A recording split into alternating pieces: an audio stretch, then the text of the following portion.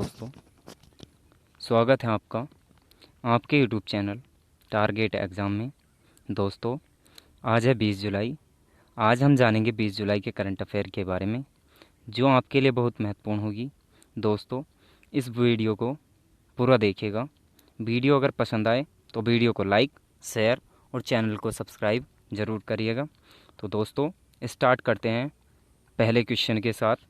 Current affair का पहला question है, हाल ही में प्रथम निष्ठा ऑनलाइन कार्यक्रम का शुभारंभ किसने किया?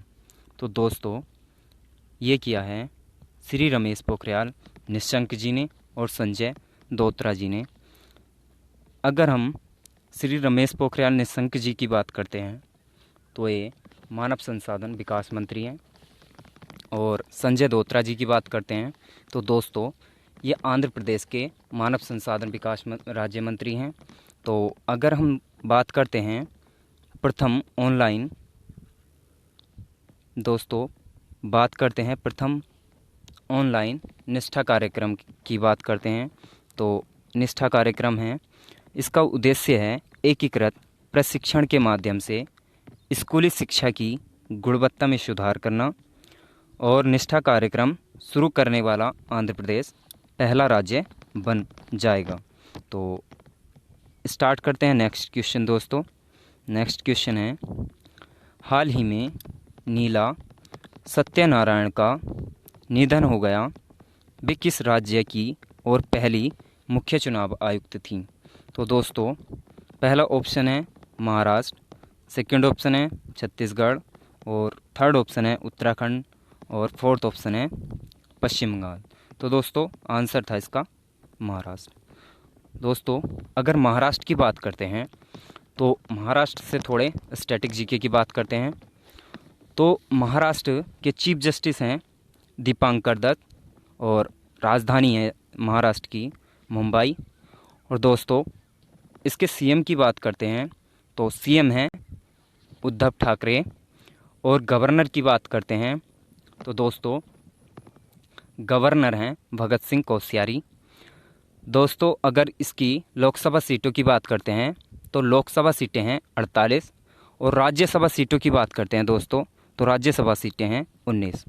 दोस्तों और इससे पिछले दिनों में आए रिलेटेड क्वेश्चनों की बात करते हैं तो हाल ही में एक क्वेश्चन था लोनार झील, जो अभी गुलाबी हो चुकी है, उसका गुलाबी रंग हो चुका है।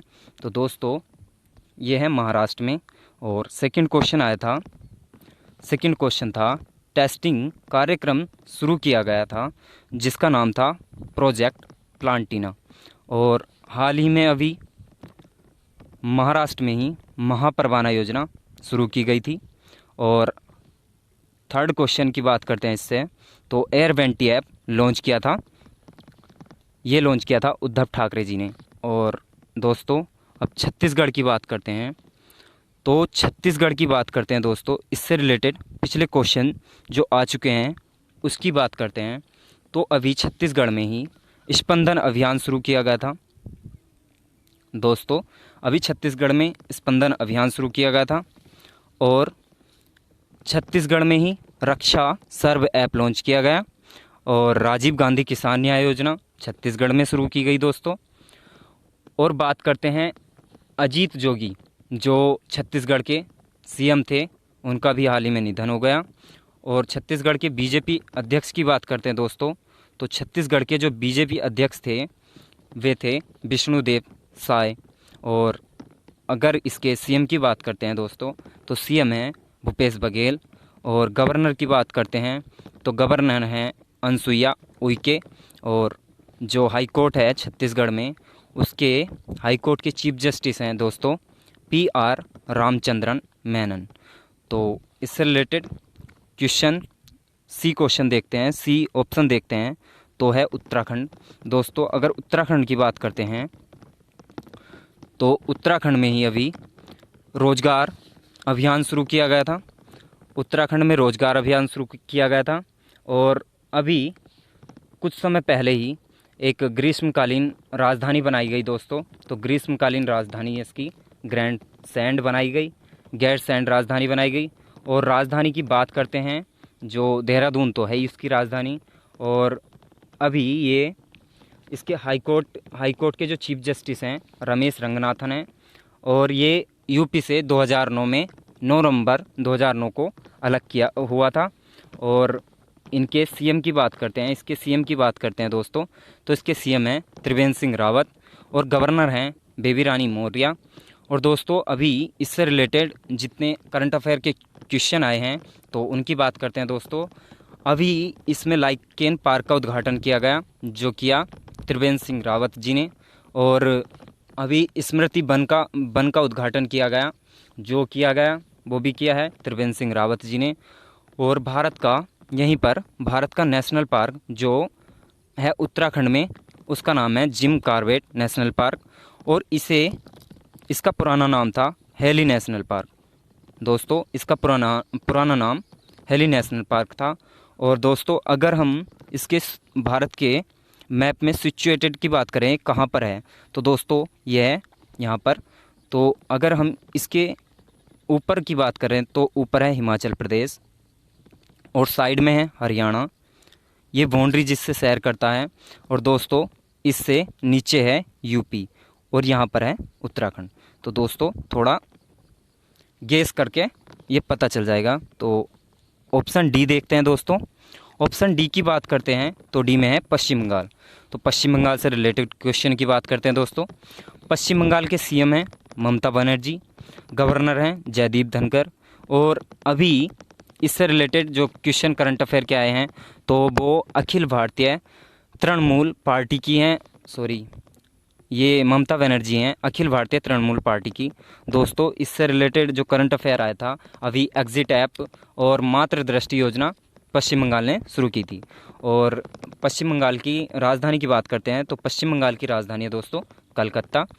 और लोकसभा सीटें हैं इसकी 42, राज्यसभा सीटें हैं 16। तो हम समझते हैं इससे क्वेश्चन से काफ़ी क्वेश्चन लिए गए हैं। तो स्टार्ट करते हैं नेक्स्ट क्वेश्चन। तो नेक्स्ट क्वेश्चन है, किसको गैबोन की पहली महिला प्रधानमंत्री के रूप में नियुक्त किया गया? तो दोस्तों ये किया गया है रोज क्रिस्टियन रापोंडा को। रोज क्रिस्टियन रापोंडा को नियुक्त किया गया है। दोस्तों इनको नियुक्त किया है गैबोन के राष्ट्रपति अली ओडम्बा ने। अली ओडम्बा ने इन्हें नियुक्त किया है। ये नियुक्त किसकी जगह पर हुई हैं? ये हुई हैं जूलियन निकोगो बेकाले के स्थान पर। ये बेकाले के स्थान पर नियुक्त की गई हैं। और दोस्तों और गैबोन की बात करते हैं तो दोस्तों गैबोन की जो राजधानी है ये अफ्रीका कंट्री है, अफ्रीका कंट्री में पड़ता है। तो अफ्रीका कंट्री है दोस्तों। तो अगर इसकी करेंसी की बात करते हैं तो गैबोन फ्रैंक करेंसी है। और कैपिटल की बात करते हैं तो कैपिटल है इसकी लिब्रेविले इसकी कैपिटल है। तो दोस्तों नेक्स्ट क्वेश्चन की बात करते हैं। फोर्थ क्वेश्चन है, सीबीएसई हाई स्कूल पाठ्यक्रम में कृत्रिम बुद्धिमत्ता को एकीकृत करने के लिए किस संगठन के साथ भागीदारी की है? तो दोस्तों पहला ऑप्शन है एम्स, सेकंड ऑप्शन है IBM, थर्ड ऑप्शन है IIT, और फोर्थ ऑप्शन है BWHU। तो दोस्तों आंसर है इसका IBM। तो इससे थोड़े रिलेटेड क्वेश्चन की बात करते हैं।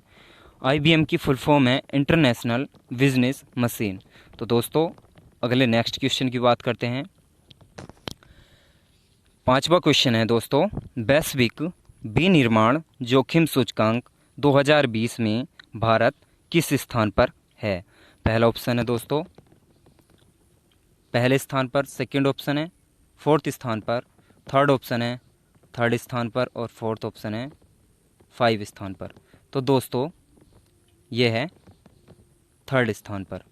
दोस्तों अभी ये वैश्विक विनिर्माण जोखिम सूचकांक दिया गया है 2020।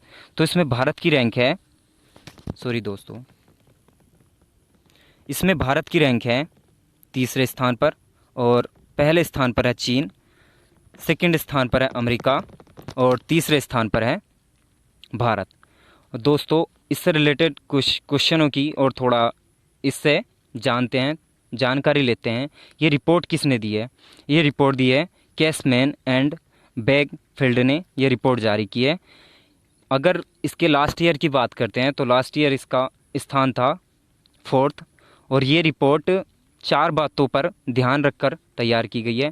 पहली है कंट्री की बाउंस बैक क्या है, सेकंड है कंडीशन क्या क्या है, थर्ड इसकी कॉस्ट क्या है, और फोर्थ है इसका रिस्क क्या है। तो ये 4 बातें ध्यान रखकर ये रिपोर्ट तैयार की गई है।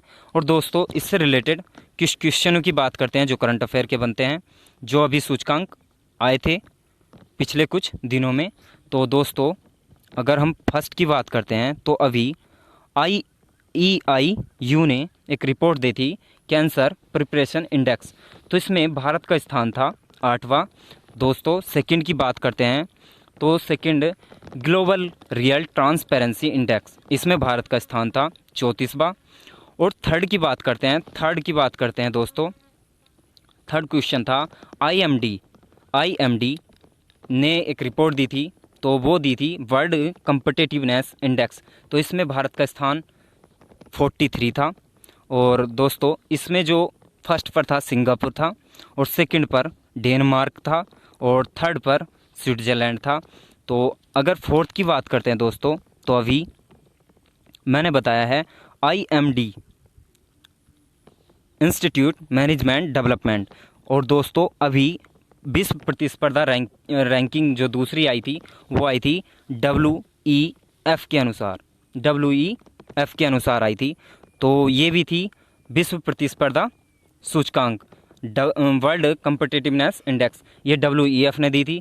अगर इसकी बात करते हैं WEF की वर्ल्ड इकोनॉमिक फोरम, तो इसने दिया था फर्स्ट पर था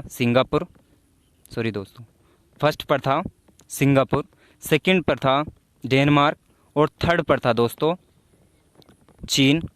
और बात करते हैं भारत की, तो भारत 68वें स्थान पर था। तो अगले क्वेश्चनों की बात करते हैं दोस्तों। नेक्स्ट क्वेश्चन है किस राज्य ने कचरे से बिजली बनाने की घोषणा की? दोस्तों पहला ऑप्शन था उत्तराखंड, सेकंड ऑप्शन था उत्तर प्रदेश, थर्ड ऑप्शन था तेलंगाना, फोर्थ ऑप्शन था बिहार। तो दोस्तों इसका आंसर था उत्तराखंड। तो उत्तराखंड ने अभी कचरे से बिजली बनाने की घोषणा की है।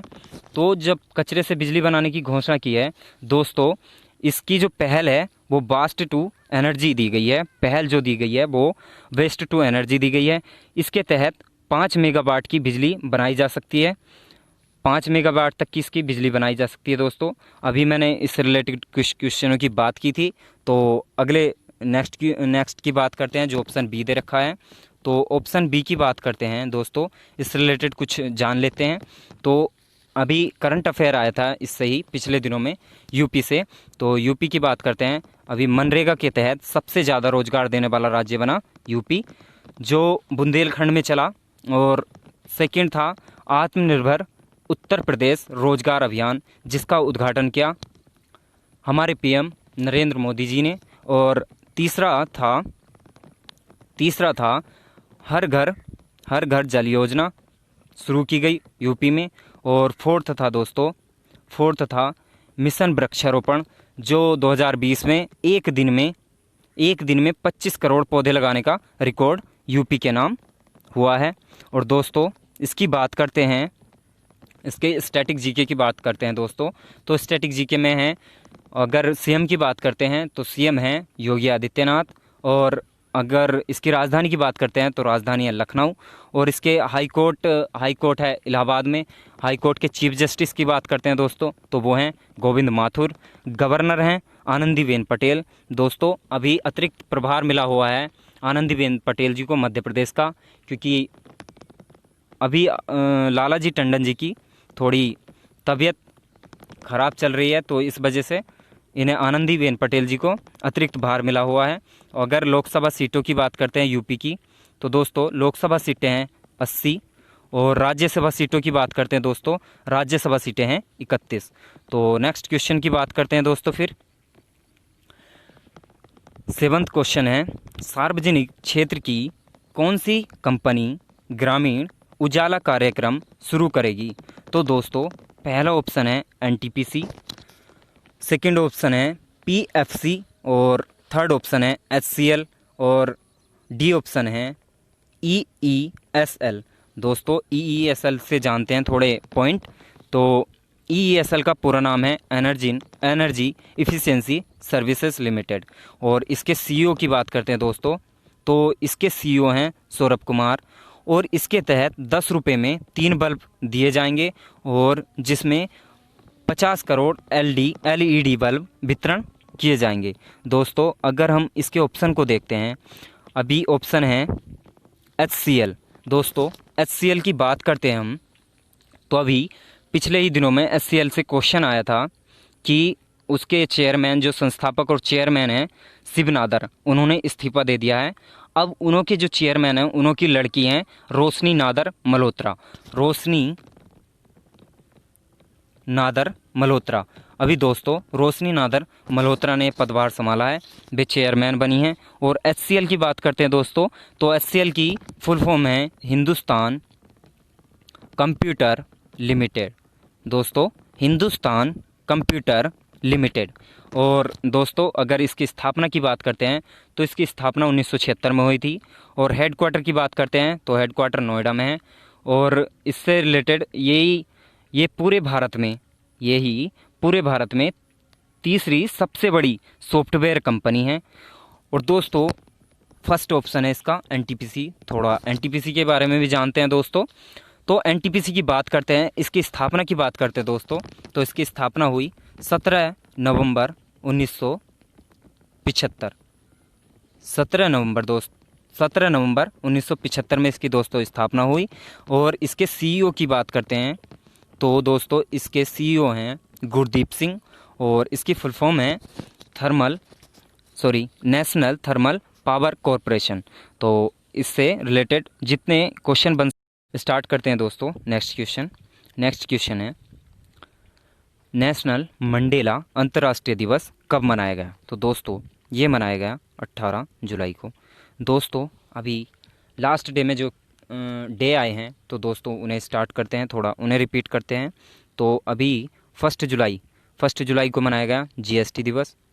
और दोस्तों 1